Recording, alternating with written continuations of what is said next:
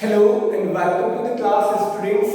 So last part तक हमने the 100 races part first को कंप्लीट किया है।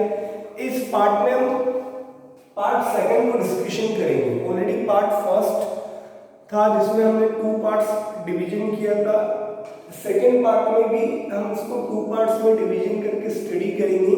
तो लास्ट पार्ट तक हमने क्या डिस्कशन किया था, वांडा के बारे में कि वांडा पैटर्न्स की किस तरीके से बिहेव कर रही थी और अदर जो फ्रेंड्स थे वो किस तरीके से उसका फन उड़ाते थे। ओके, और जो कंपटीशन था पेंटिंग कंपटीशन, तो उसका क्या रिजल्ट होगा। ओके, तो यही से हम स्टार्ट करते हैं।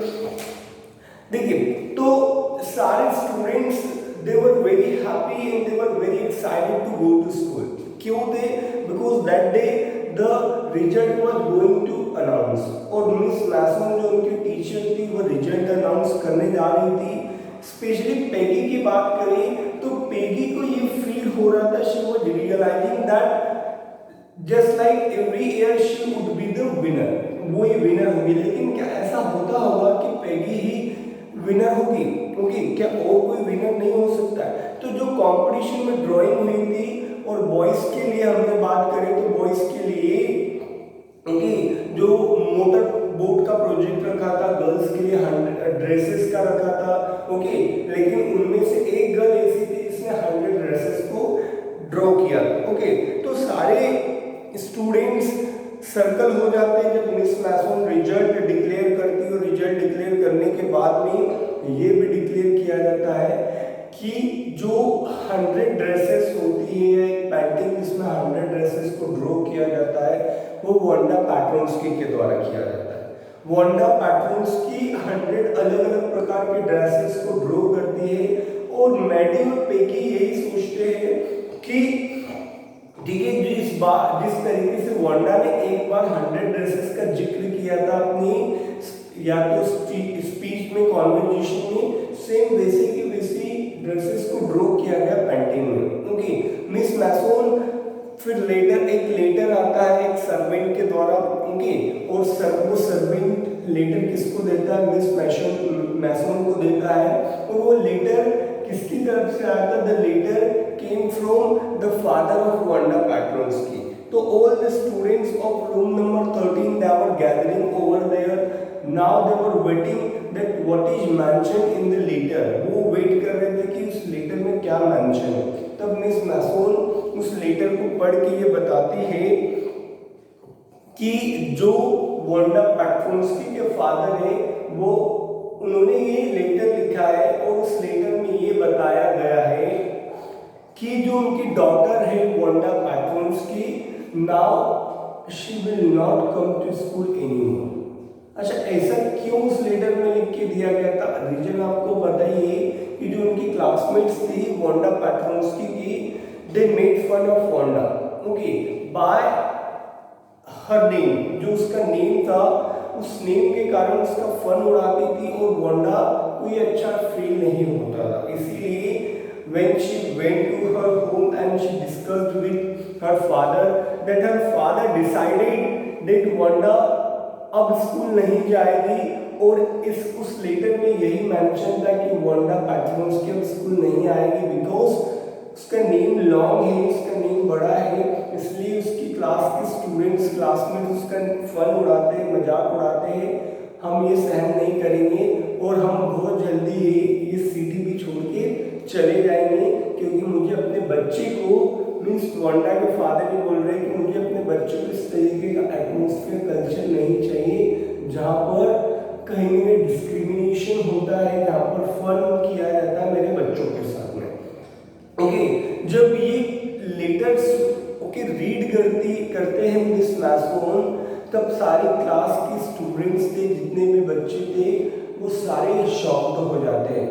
ओके, और ये सोचने लगते हैं कि ऐसा कौन करता होगा, लेकिन उन सभी को पता था ऐसा कौन करता है। मिस मैसन बताती है कि आई होप आप में से किसी ने ऐसा नहीं किया होगा, वांडा को फन नहीं उड़ाया होगा। लेकिन कहीं भी जो मैडी होती है, वो मैडी फील करती है, रियलाइज करती, गिल्टी फील करती है कि शायद आज वांडा की फैमिली ने, फादर ने जो डिसीजन लिया है उसका रीजन कहेंगे मैडी की साइलेंस या मैडी का साइलेंस था। क्यों? क्योंकि अगर मैडी पैगी को रोक देती, उसको फन बनाने से रोक देती, उसका फन करने से रोक देती, तो शायद क्या होता, वांडा पेट्रोन्स्की कोई सिटी से या स्कूल छोड़कर नहीं जाना पड़ता। अब मैडी स्कूल में बैठे रहती है, पैगी भी बैठी रहती है, लेकिन मैडी फील करती है और गिल्टी फील करती रहती, रियलाइज करती रहती कि something should be done, otherwise वो अपनी लाइफ में कभी भी वांडा पेट्रोन्स्की को भूल नहीं पाएगी और वो हमेशा ऐसा फील करती रहेगी। क्योंकि वो कुछ जताना चाहती थी, कुछ बताना चाहती थी पैगी को, लेकिन वो बता नहीं सकती थी। लेकिन इस बार उसने डिटरमाइन कर लिया था अपने आप को कि वो कुछ भी करके वांडा पेट्रोन्स्की की हेल्प करेगी, उसको जाने से रोकेगी और शायद उसको कन्विंस करेगी कि वो स्कूल और इस प्लेस को छोड़कर नहीं जाए।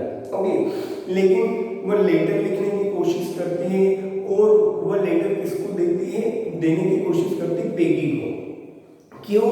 क्योंकि उसके पास इतना करेज नहीं था कि वो पैगी को बोल सके कि हम इस चीज के लिए रिस्पॉन्सिबल है और हमारे कारण से ही पैगी को जाना पड़ रहा। ये सारी चीजें थी ओके जो पैगी मेडी फील कर रही थी, लेकिन शायद पैगी फील नहीं कर रही थी। ओके, अब क्या होता होगा आगे, जब ये जिस तरीके से मैडी फील करती है तो मैडी फाइनली में ये डिसाइड कर लेती है। अब वो वांडा से डिस्कशन करती है, जैसे अगर हम बात करें पैगी से डिस्कशन करती है और जैसे ही थोड़ी देर के लिए बेल बजती है तो ये सोचते हैं कि हम किसी न किसी प्रकार से वांडा पेट्रोन्स्की की हेल्प करेंगे, उसको ढूंढने की कोशिश करेंगे। दोनों के बीच में डिस्कशन होता है और जैसे डिपार्चर होता है तो ये प्लान बना के चलते हैं कि वो वांडा पेट्रोन्स्की के घर पे जाएंगे, उसको सर्च करेंगे और उससे कहेंगे अपोलोजाइज करेंगे, उससे माफ़ी मांगेंगे या उसको सॉरी बोलेंगे और उसको नेक्स्ट टाइम प्रॉमिस भी करेंगे वो ऐसा कभी नहीं करेंगे। ओके, तो जैसे डिपार्चर होता है दोनों की, दोनों गर्ल्स क्या होती है, they starting moving towards the बोगिन साइड। बोगिन साइड क्या था, एक ऐसा प्लेस जहाँ पर बात करें तो वांडा पेट्रोन्स्की उसकी फैमिली के साथ रहती है। जैसे वो बोगिन साइड पहुंचते हैं तो कीचड़ का प्लेस था, कच्चे मकान थे, हम बोल सकते हैं कि स्लम एरिया जैसा था। ओके, वो जैसे ही जाते हैं वहाँ पर एक कच्चा मकान दिखाई देता है जो वांडा का रहता है। बाहर से घर ठीक है थोड़ा सा शैबी दिखता है, लेकिन जिस तरीके से वो मकान था वो थोड़ा अच्छा भी दिख रहा था, बिल्कुल वांडा की ड्रेसेस के जैसा। ओके, तो जैसे ही नॉक करते हैं तो कोई आवाज़ नहीं आती, गेट को नॉक करते कोई आवाज़ नहीं आती है, सो वो पीछे की तरफ से जाते हैं, पीछे की तरफ से जाते हैं कि शायद कोई पीछे होगा, पीछे की तरफ से जाने की कोशिश करते हैं। तो पीछे की तरफ जाते हैं, पीछे फिर नॉक करते हैं, लेकिन कोई आवाज़ नहीं आती है उस मकान में से। ओके, कोई रिस्पॉन्स नहीं होता है, तो शायद पैगी और मैडी फील कर रही थी कि वांडा पेट्रोन्स्की अपनी फैमिली के साथ चली गई है। ओके, या वो चली गई। अब वो दोनों सोचती है कि अगर वो गई होगी तो शायद स्टेशन तक ही गई होगी, हमें उनको रोक लेना चाहिए और उनसे माफ़ी मांगना चाहिए। ओके, तो स्टूडेंट्स देखा आपने किस तरीके से वांडा पेट्रोन्स्की के फादर डिसाइड करते हैं। ओके, और वांडा को भी ये फील होता है कि उसका फन उड़ाया जाता है, इसलिए वो अपनी फैमिली के साथ माइग्रेट होने की कोशिश करती है। ओके, तो इस पार्ट में इतना ही, जो रिमेनिंग है इसका इंटरेस्टिंग पार्ट में हम सेकेंड पार्ट में इसको कवर करेंगे।